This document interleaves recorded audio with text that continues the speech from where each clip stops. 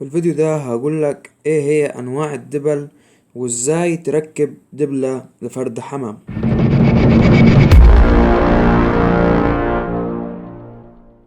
اهلا بيكم يا شباب. طبعا في 3 انواع للدبل. اول نوع معانا للدبل هو الدبل الفك وتركيب، دي بنلبسوها لفرد الحمام عشان نعرف رقمه وهو ذكر او نتاية او لا من اللون الدبلة بتاعته. تمام. تاني نوع معانا هو دبل الاتحاد.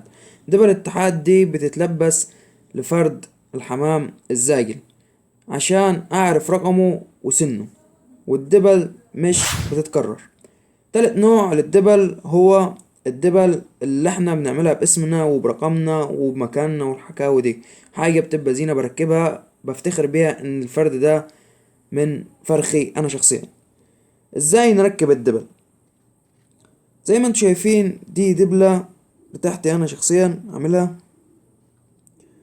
هنركبها لفرد حمام وكذا فرد حمام كمان، مش فرد واحد، وهنتعلم مع بعض.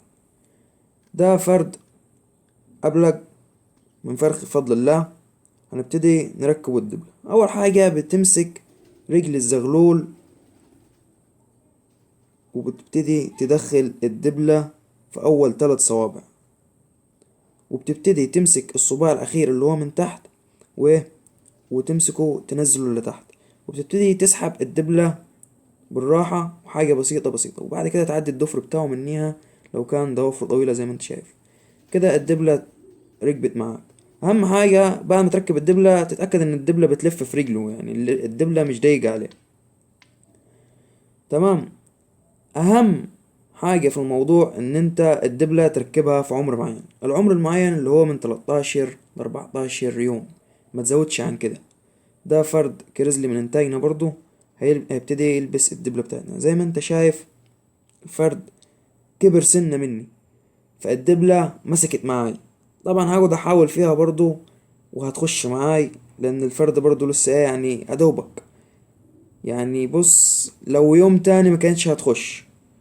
دي على فكرة ان طالعة انتاية، يعني فرجلها صغيرة وحجمها صغير، فركبت معاي الدبلة زي ما انتوا شايفين. هبتدي برضو ادخلها من الصباع واطلع الضفر بالراحة وبالراحة على حاجتك. تتأكد برضو ان الدبلة بتلف معاك. تمام. زي ما انتوا شايفين كده معاكم واحدة بواحدة.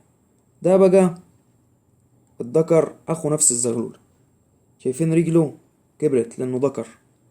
هبتدي البس الدبلة. شايف الدبلة صغيرة على رجله لان هو كبر خلاص. تمام.